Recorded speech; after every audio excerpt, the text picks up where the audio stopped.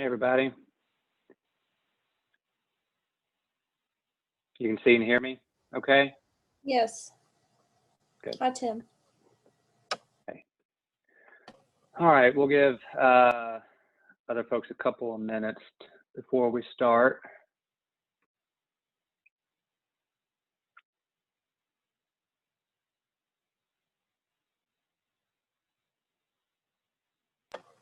You're going to record, right?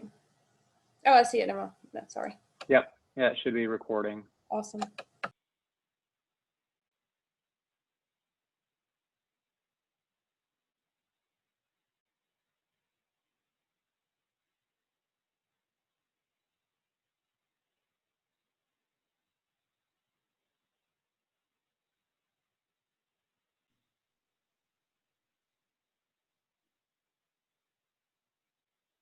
Good afternoon, Courtney. Hi, Doug. How are you? I'm all right. Hey, Dr. Peters. Hey, everybody. Wait one more minute. We keep having a couple people join.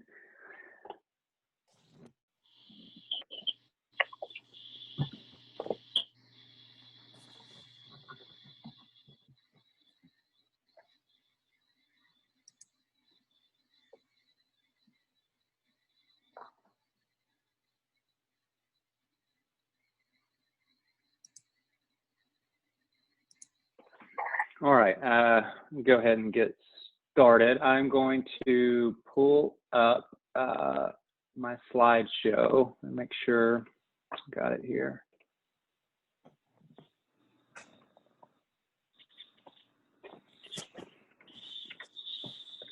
Okay, everybody can hear me, see the slides? Yes. Good, okay. All right, so let's get started. So today, this is what we're gonna talk about. So heart failure with reduced ejection fraction and the different drugs that we use to treat that. So this topic was kind of inspired by me reading about Entresto. So that's a drug that we have probably at least seen a lot, maybe mostly on commercials or whatever else, but I didn't really have a good handle on what that drug actually did. And so that kind of inspired me to read a little bit deeper into different things. So I think most of us have a fairly good understanding of the types of drugs that we need to have our heart failure patients on. But I think for a lot of us, that understanding really just extends to the surface level. And so I wanted to dig a little bit deeper because I think it's critical in understanding heart failure. And in full disclosure, I learned a lot by preparing for this lecture. And so I'm hoping that it's going to be really high yield. And if you guys learn as much as I did preparing for it, I think we'll be in good shape. All right, so reached the point where I have to declare I have no conflicts of interest. I'm not getting paid by Entresto. So as is tradition, let's start off with a case. So we've got a 65-year-old male who was admitted to our service for an exacerbation of newly diagnosed heart failure with reduced ejection fraction. He's done well throughout the hospitalization and he's now ready for discharge, okay? So which of the following medications would you guys consider starting at discharge? So he has remained normotensive throughout the hospitalization and all his electrolytes are stable. So there's not a great way to do kind of group questions on Zoom, but maybe if you guys can pull up a chat function, you can throw in your opinion about which of these drugs you think that we should start. So your options include a loop diuretic only, a loop diuretic plus an ACE inhibitor, a loop diuretic plus an ACE inhibitor, plus a beta blocker, calcium channel blocker, and then lastly, a loop diuretic plus a calcium channel blocker. So let's see, we've got several people, just about everybody saying C. So yeah, that seems like a pretty good choice. So we'll come back to that. All right, let's see.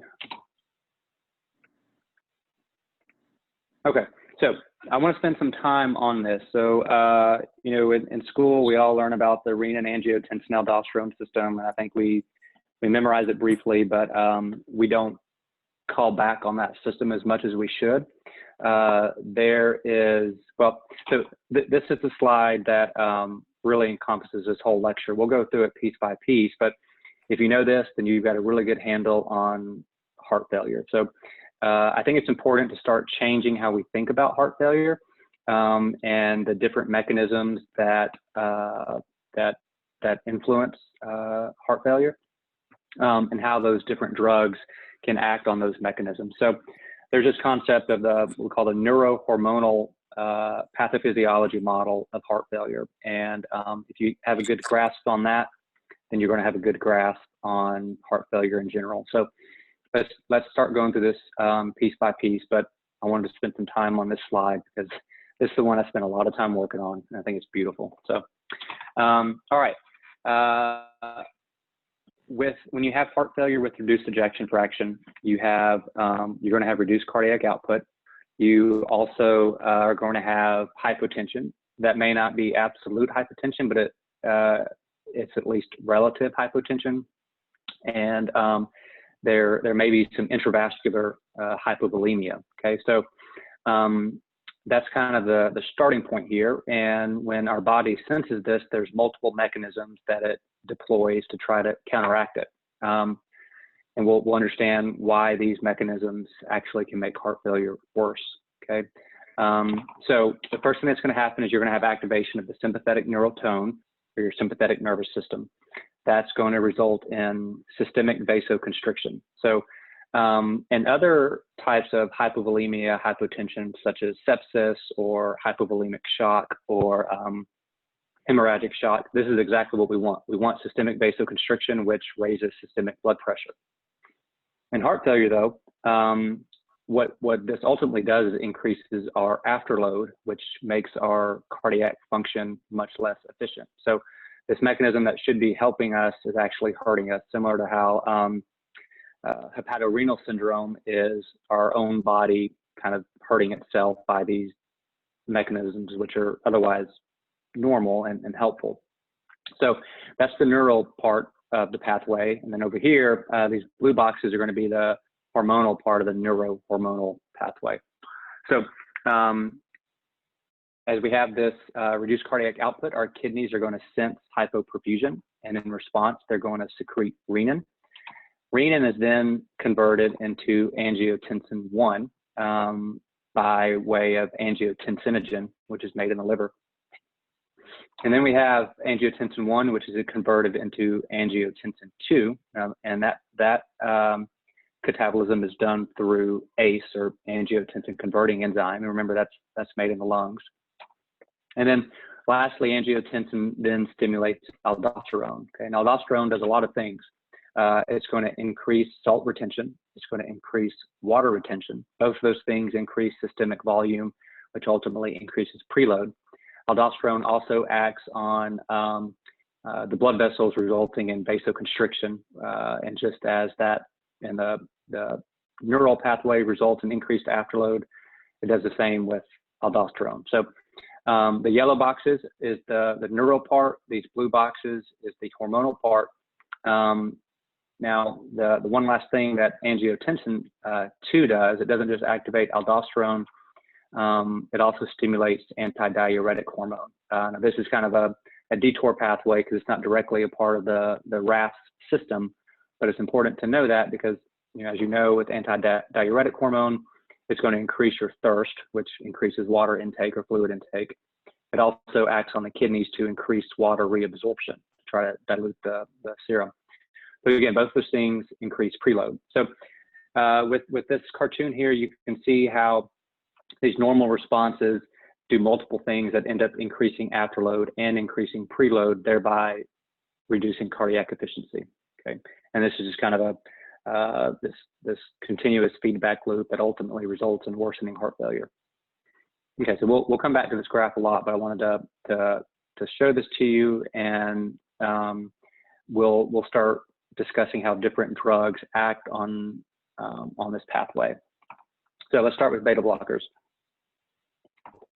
So why do they work in heart failure? They work right there. So they block sympathetic nervous system activation.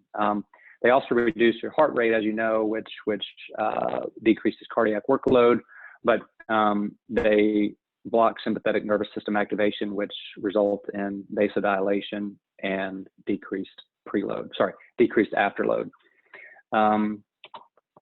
So which one should I use? Some of these drugs that we're going to talk about have a class-wide effect. Others, there are particular drugs that have the evidence behind them and others don't. Beta blockers is one of those classes where only certain drugs have been shown to actually be effective. So we're going to talk about a lot of drugs today, and I want to emphasize, I think it's really important to keep things as simple as possible. And so for each of these classes, I have a go-to drug. And really, as long as you understand the pharmacology behind it and how they work, it doesn't matter which drug you use. So I want to spend more time on the pharmacokinetic or the pharmacology, and there's no need to have multiple drugs in your arsenal from each class. Really, just keep it simple. Okay. So when it comes to beta blockers, there's only 3 that have strong evidence behind it: your metoprolol succinate, which is a long-acting metoprolol, carvedilol, and bisoprolol. So I'm not even sure if UAB carries bisoprolol. So frankly, I don't really even think about it much. I really use the metoprolol or carvedilol, and we'll talk about how we choose which one. So what does the data say for beta blockers? Initially, really up until the 80s or early 90s, it was thought that beta blockers can make heart failure worse. But as more and more data came in, it became pretty convincing that they have pretty drastic beneficial effects. So they reduce all-cause mortality, they reduce cardiovascular mortality, they reduce sudden cardiac death, and they also reduce heart failure hospitalization. So more than any other drug, this has more beneficial inputs, or beta blockers have more beneficial endpoints. All right, so let's talk about a couple of questions here. We often get asked, what if my patient has asthma or COPD? Should I have them on a beta blocker? I'll say anecdotally, I don't think, well, and the theory behind that is, your beta blockers can result in bronchoconstriction. Anecdotally, I don't think I've ever had a patient that I've started on a beta blocker that then had respiratory issues from that. I'm sure it happens, but personally, that hasn't been a major issue with my patients.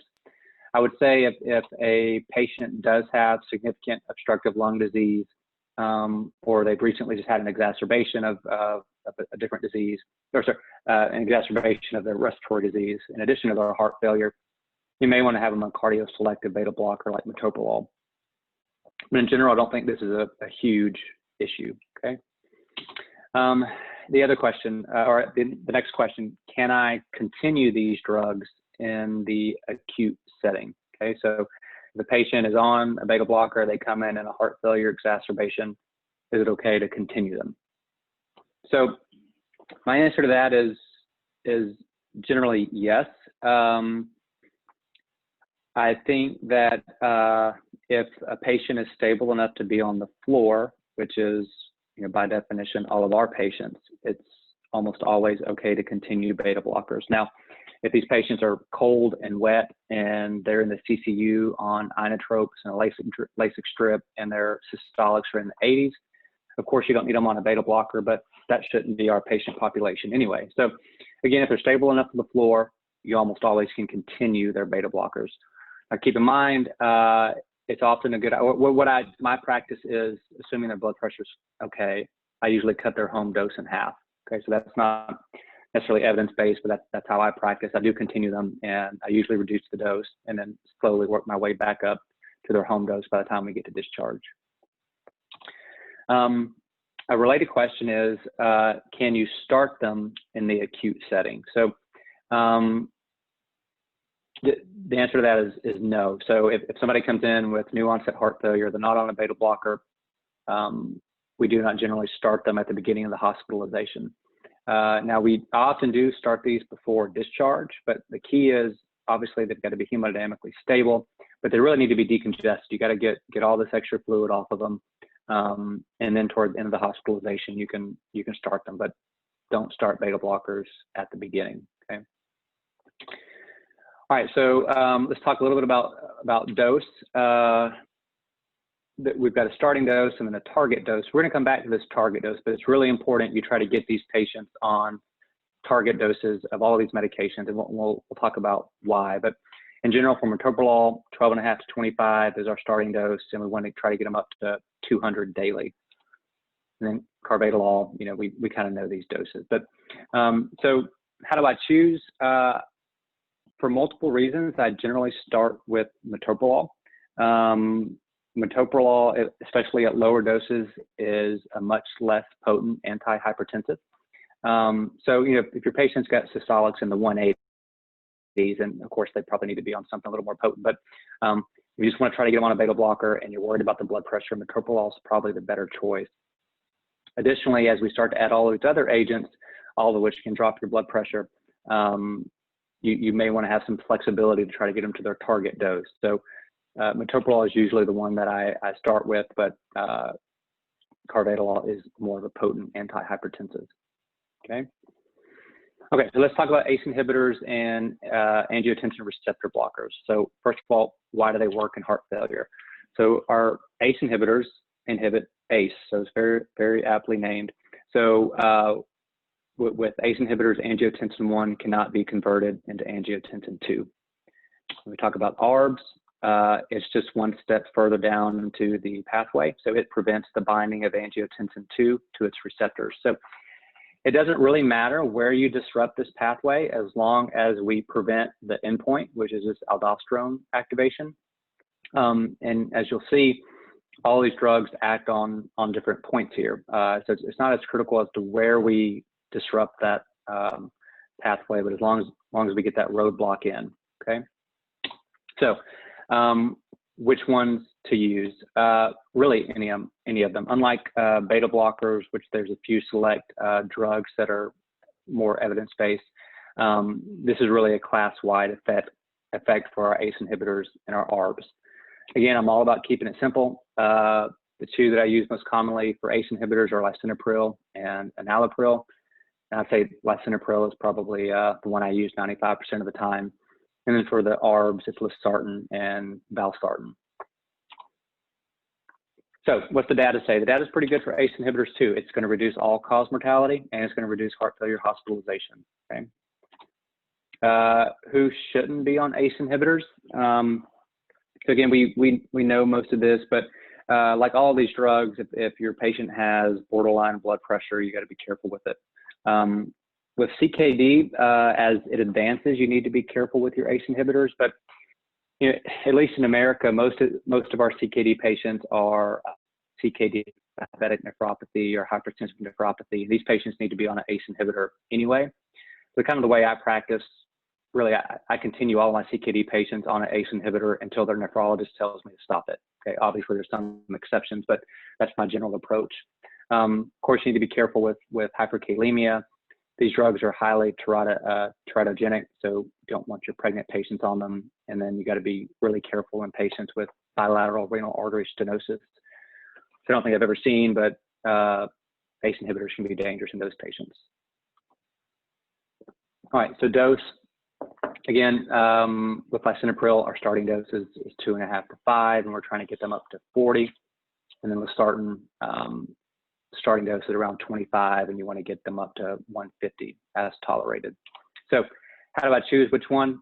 You know, like I keep saying, I'm all about keeping it simple. I start with lisinopril. If they develop a cough, which can happen in about 20% of patients on ACE inhibitors, I'll switch them to losartan, okay?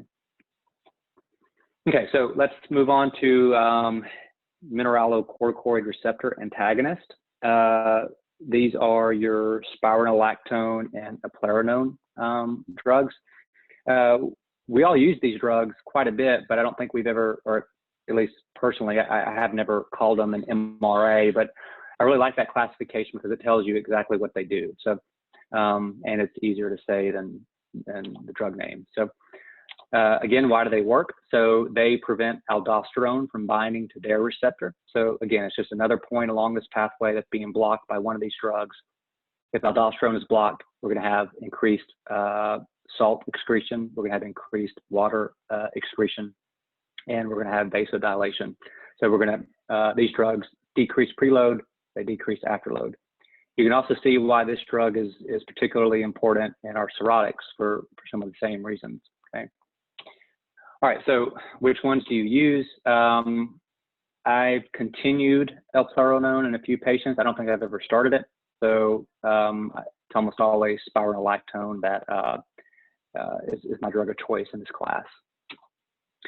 Again, the data is pretty impressive here. It's going to reduce our mortality by up to a third. It's going to reduce our heart failure hospitalizations by up to a third.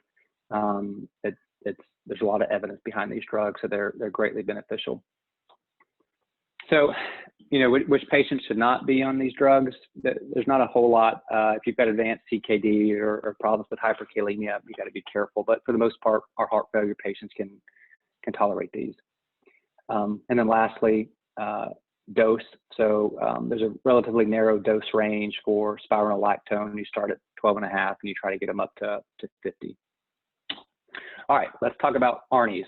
And if you haven't read my recent education newsletter, you're going to ask, wait, what's an ARNI again? So they are a combination drug which contain angiotensin receptor blockers, or ARBs, or as well as neprilysin inhibitors.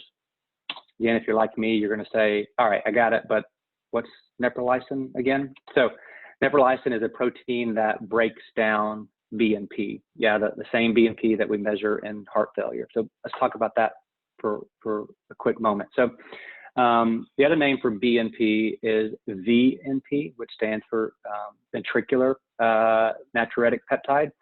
I prefer that name, well, and that's in contrast to ANP, which is atrial natriuretic peptide. So the word brain kind of throws me off. So I kind of, my personal preference is to call it VNP, but then nobody knows what you're talking about. But again, it tells you exactly what it is. So it's a hormone made in the ventricles. So when the cardiac myocytes in the ventricles are stretched, which happens in cases of increased volume, i.e. heart failure, they release BNP, which is a hormone. So it also tells you what it does. It's a natriuretic, so it increases salt excretion, which we'll talk about, and it's a peptide, so a protein. So BNP has a lot of very beneficial effects. Or at least I don't think of it that way, or I haven't in the past. I always think of it as, okay, this is a lab that I check to assess for heart failure exacerbation, but it's a hormone just like any other hormone that has beneficial effects.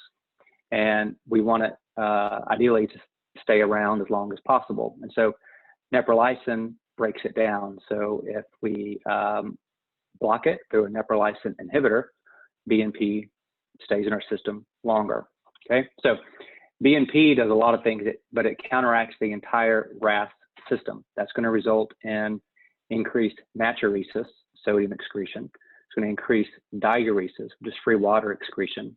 Both of those decrease our preload. But BNP also directly blocks the sympathetic nervous system, so it decreases afterload as well. So we want BNP to stick around and to have all these beneficial effects. So if we go back to our pathway here, these are the different areas that the ARNI acts on. So the ARB, of course, like we talked about, blocks the angiotensin 2. And then BNP is going to block our sympathetic neural tone, and it's going to block the salt and water retention, okay? As a quick detour, you can understand why in patients who are on these drugs, BNP is no longer as helpful in determining acuity and severity of heart failure, because we're going to have an artificial prolongation of this drug within the serum, this hormone within the serum. So which ones do I use? This is easy because there's only one right now, Entresto, okay? And that's made up of valsartan, which we all use, and then sacubitril, which is our neprilysin inhibitor, okay? So the data is really impressive here. ARNIs reduce heart failure hospitalization. It reduces all-cause mortality as well as cardiovascular death. And it's shown to be superior when compared to ACE inhibitors, okay? So these are drugs we need to get familiar with. What do I need to worry about with ARNIs? So in general, the contraindications are essentially the same as what we see with ACE inhibitors. A few things to point out though, ARNIs are slightly more likely to cause angioedema, and they're slightly more likely to cause hypotension. Otherwise, your adverse effect profile is virtually identical to ACE inhibitors, okay? But if somebody's got, borderline blood pressure, they can probably tolerate 2.5 lisinopril, whereas they may not be able to tolerate Entresto. All right, so what about dose? Like a lot of these new fancy drugs, they have these weird doses. Entresto's starting dose is 24/26 milligrams BID, and then our target dose is roughly 4 times that dose. Okay. All right, so I really like this schematic here. This really encompasses everything, well, not everything, but a lot of what you need to understand about this neurohormonal pathway or pathophysiology model of heart failure and how these drugs influence that. So on the left side of the scale, we have all of the downstream effects of our RAS system activation. So vasoconstriction, water retention, salt retention, sympathetic nervous system activation. And then on the right side of the scale, we've got BNP, which virtually promotes the exact opposite of all of those things. So it promotes vasodilation, diuresis, natriuresis, and parasympathetic activation. Okay, and these are in constant balance with one another. As you can see below, how the different drugs act on this. So most of these heart failure drugs act on the RAS system. So as a big class, I would call them, like RAS inhibitors. That includes our beta blockers, MRAs, our ARBs, ACE inhibitors. And then on the other side, our BNP is going to be augmented by ARNIs, okay, or more specifically the NI portion, the knee, because the neprilysin, whereas the AR actually falls into the other side of the triangle. But I think this is a helpful schematic in understanding what's going on and where these drugs act. All right, so talked about all that. What about diuretics? That's one of the first things we learn in school is, the cornerstone of heart failure exacerbation management is diuretics. Okay, so let's talk a little bit about it. What's the data say? That's kind of what the data says about diuretics. They certainly help with symptom management. They are not, there's no evidence that suggests they reduce mortality or they reduce heart failure exacerbations, but they are important. So let's spend some time talking about it. Yeah, as I said, the data is not great. Let's talk about dosing, because I see this issue a lot, especially on admission. So when I'm trying to figure out what dose of diuretic to use, I break it down into diuretic naive patients and non-naive patients. So there's a couple of different formulas that I like to use for my naive patients. You can pick any one you like, but one is BUN times 2, one is the BUN plus age, which I think is the House of God rule, and then the last one is creatinine times 20. So just note, diuretic dose is highly dependent on renal function. We'll talk a little bit about why that is, but you need to take into account renal function when choosing your starting dose in a diuretic naive patient. For patients who are already on long-term diuretics, my approach is this, and this isn't evidence-based, it's kind of how I think about it. I usually take their outpatient dose, multiply it by 2.5, and make it IV. So say they're on 40 milligrams BID of Lasix at home, multiply it by 2.5 to get me 100. Now I'll give them 100 BID, okay? So let's go through a couple of different scenarios that I think come up quite a bit. So the first scenario, we've given our first dose as previously outlined, but there's no measurable increase in urine output administration, okay? So this is the point where if we were in person, we would kind of have a open discussion, but it's just hard to do on Zoom. So I'll just pretend like we had a great discussion. So if no increase in urine output within 2 hours of administration, you need to redose these patients, okay? There's no need to wait until the next dose. There's no need to wait until the 6 hours that we talk about with Lasix. If they're not peeing much more after 2 hours, redose them, okay? And given how the dose response curve works with loop diuretics, with it being logarithmic, often you need to double that initial dose. Okay, so don't be afraid to hit them hard again within just a couple of hours of getting their initial dose, okay? So this is another scenario we encounter a lot. We're diuresing our patients and we notice their creatinine starts to rise. So how do we approach that?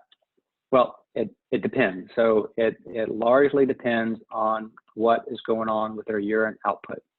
So if your creatinine is rising, but the patient is still volume up and still having adequate diuresis, just keep pushing through, keep giving them the Lasix, okay? On the other hand, if the patient is still volume up, but the urine output starts to drop, that's when you stop, that's when you need help, call renal, call cardiology. But as long as they're peeing well, then you push through, okay? It's relatively normal to see a creatinine continue to rise as you're given diuretic. So, and as the patient gets more euvolemic, we'll see the creatinine start to come down, okay? So it really depends on the urine output. All right, and then this third scenario is where our creatinine is stable, but the urine output's not quite where it needs to be. You know, how should you approach that? There's a few things that you should think of. One, maybe you just haven't given a sufficient dose of the Lasix, like we talked about in scenario one. They may just need a higher dose. The other thing to consider is they may need to be converted to a more bioavailable loop diuretic.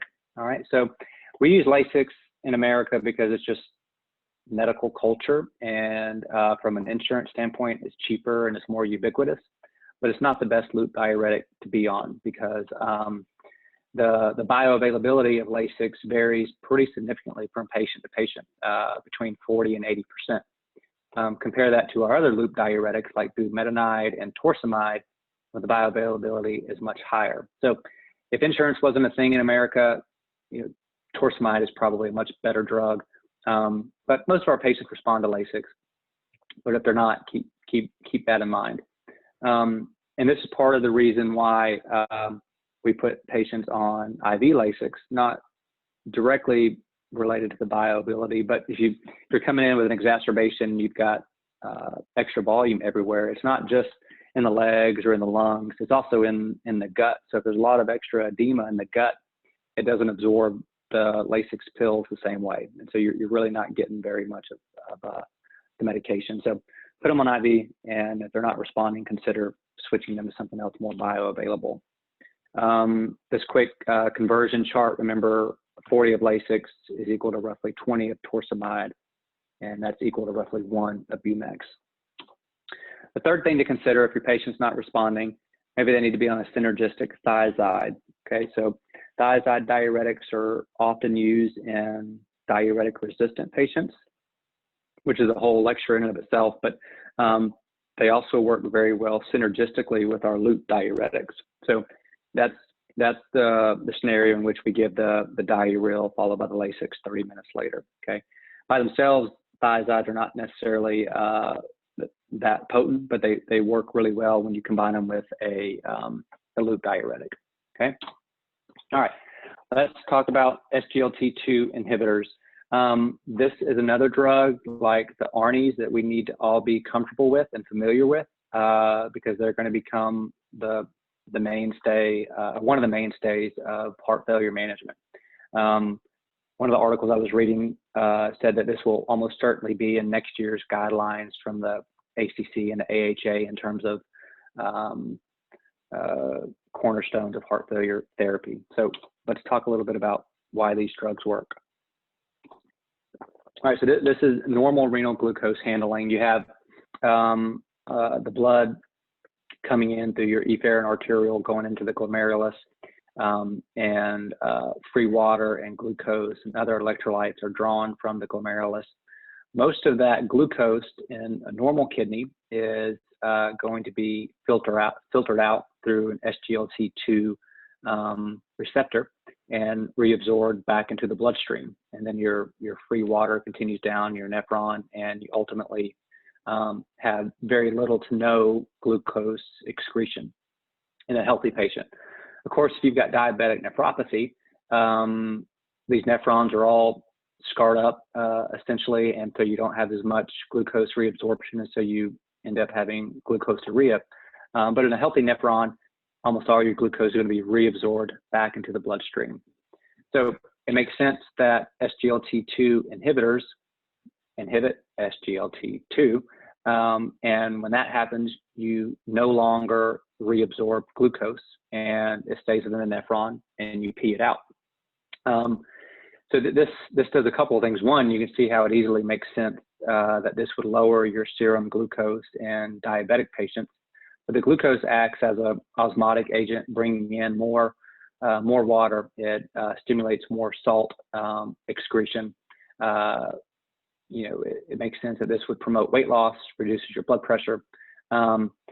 Interestingly, though, in all the studies that looked at this, even when they account for all these obvious effects, there's still pretty significant benefits to these drugs that aren't explained by the obvious benefits. And so the thought is that these drugs probably also affect myocardial metabolism as well as fibrosis and inflammation. So fibrosis and inflammation are probably two very, very important pathophysiological models that we don't know a whole lot about, but they probably explain a whole lot of what's going on in heart failure. And my intuition is that in the future, these will be some of the areas that we really focus on. But these SGLT2 inhibitors probably play some role in reducing myocardial fibrosis and inflammation. So the data for this is, again, really good. It reduces your risk of worsening heart failure, and it also reduces cardiovascular death, okay? This is really important. These effects are noted independently of your diabetes status. So all of our patients can be on these. Right, all your heart failure with reduced ejection fraction patients should be on SGLT2 inhibitors, whether or not they have diabetes, okay? Now, of course, it is going to drop your serum glucose. So if somebody's got really brittle, glucose metabolism, you got to be careful with that. But most of your, euglycemic patients will tolerate these drugs just fine. And the other thing, just as how ARNIs will artificially raise your BNP, this drug is going to promote glucosuria. So keep that in mind. If you have a patient that comes in and they have a UA done and there's a lot of glucose in their urine, if they're on this drug, it's not pathologic, okay? All right, so why should I care about all that? I want to point out a few things that I read. So roughly only 3/4 of heart failure patients are on some type of RAS inhibitor. Only 2/3 are on a beta blocker, and only a half are on an MRA. And even when all these indicated drugs are prescribed, most patients are not at target doses. And there's very strong evidence that shows patients who are not on target doses have much poorer outcomes. That research is done on patients who have room in their blood pressure to tolerate this. So if you've got room in your blood pressure to tolerate these doses, and if you are not on a target dose, they're going to do much worse than people who are, okay? Only 1% of all eligible patients are simultaneously on all three classes of drugs at target doses, okay? So we have a lot of work to do. As I've shown, you're going to literally save lives by getting your patients on these drugs.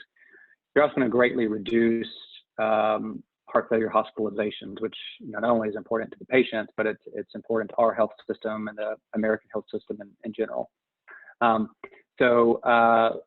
Really, every single time you have a heart failure patient come in, you need to be looking at their regimen and adjusting what you can, adding what you can, adjusting doses as tolerated. So if we go back to our case, this patient's normotensive, electrolytes are stable. I definitely want him on the ACE inhibitor, definitely want him on a beta blocker, and he probably needs a LASIK. So as most of you guys suggested, C is the right answer. So I want to go over how I approach it, which I think is a good way for us to think about it. So first take-home point, unless it's contraindicated, all of our heart failure patients should be started on a beta blocker and a RAS inhibitor, which can be an ACE, an ARB, or an ARNI, okay? So if our blood pressure is tenuous at the beginning and you can only start one drug, start with a RAS inhibitor. There's a couple of reasons for that. One, the RAS inhibitors actually make the patient feel considerably better relatively quickly, whereas beta blockers often they either make no difference or they can make patients feel worse for the first week or two that they're on them. So if you've got to choose one, get on a RAS inhibitor. The other key point is do not start a beta blocker until all of that congestion is relieved, or it's going to make diuresis much harder. And then if your patient has insurance, get them on an ARNI. Okay, they're much better than ACE inhibitors. All right, so next we got them on a RAS inhibitor, we got them on a beta blocker. Let's get an MRA on there if their blood pressure can handle it and their electrolytes are stable. So as I mentioned earlier, I generally start with metoprolol because I want to be able to get to our target doses and I want to be able to get these other drugs added. So a perfect patient right now, they should be on metoprolol, they should be on Entresto, and then we're adding spironolactone, okay? Titrate all these meds up to the maximally tolerated dose. All right, now in residency, we used to joke, you titrate to pre-syncope, which is not exactly where you want to get your patients, but you want to continue to push that dose as long as they can handle it, okay? Again, add Lasix if it's needed for symptom burden, if it's needed for volume, but it doesn't have benefit beyond that. And as I said, get your patients on an SGLT2 inhibitor, regardless of the diabetic status. All right, so yeah, so my perfect scenario patients are going to be on the metoprolol, Entresto, spironolactone, an SGLT2 inhibitor, and then plus or minus Lasix. Okay. All right. So what about salt and water restriction? Honestly, it probably helps. It might help, but the evidence is very, very weak for this. And salt and water restriction is really difficult for patients. It's a constant struggle for them. They're always feeling thirsty. They always have salt craving. And since the evidence is not there, if I've got a patient who I've had compliance issues with, I'm going to spend a lot more time and energy on getting them to take their medications, which has tremendous evidence behind it, versus cutting down their salt and water, which has very poor evidence. So, obviously you don't want them, going to McDonald's 3 times a day and drinking, 2 gallons of Mountain Dew, but the evidence is not there. So we spend a lot of time scolding our patients for something that probably doesn't really matter. That said, I think it's okay to generally recommend a moderate restriction for both. Now, a few caveats. My guess is that there may be a little bit more evidence for inpatients, but not much. So, I'll put my patients on a heart healthy, salt restricted, fluid restricted diet. But if they ask for it to be relaxed, I have no problem with that because it's not making a huge difference. Now, it does tend to be a little bit more helpful in patients with advanced heart failure, particularly those with hyponatremia. But if somebody's got really advanced heart failure and their 6-month mortality is probably pretty high, they're probably hospice appropriate. Again, I'm not going to fight them if they want to eat a bag of chips their last few months on this earth. That's probably not hurting them. So the take-home point about that is recommend it, but don't waste all your emotional currency on salt and fluid restriction. All right, that's all I got. Do you guys have any questions about that?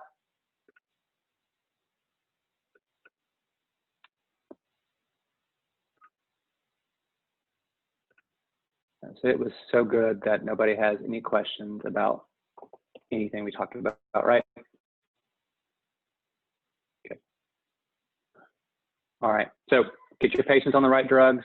It's going to save lives, and it's going to make our quality director very happy. And so those are 2 good reasons to do it. Hey, Tim, quick question. Hey, yeah. I just wanted to ask you, I thought it was interesting that you dose the Lasix at like 2.5 times their normal dose. Our heart failure power plan starts at like 2 times their home dose. What do you think about that? Is there any thing in the works to change that power plan, or do you typically just go rogue off the power plan? Well, I would say a couple things. One, that power plan was developed by people way smarter than me. But the other thing I would say is that that formula falls apart as the home dose goes up. So if somebody's already on 100 milligrams BID at home, that the formula isn't as accurate. So I should probably revise that to say if they're on 40 to 80 milligrams BID, I would go 2.5. But if they're on a little bit more, the doubling the dose is probably more effective. I would just say as a general thought, I think we probably underdose Lasix a lot more than we realize. And are there situations in which we drive a patient out and we keep hitting them with Lasix and we end up causing problems? Yes, but I think more often than not, we're not hitting them hard enough. You've really got to saturate those nephrons to have an effective response.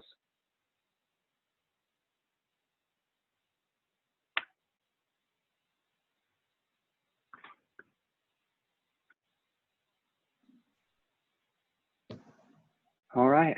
Well, if y'all have any questions, let me know. I'm going to send out at the end of the month. I've got a couple of articles that I use to help prepare for this this presentation that I think are really, really good. And so I'll send those out to you guys. And let me know if you have any questions. Okay. All right. See y'all later. Thanks.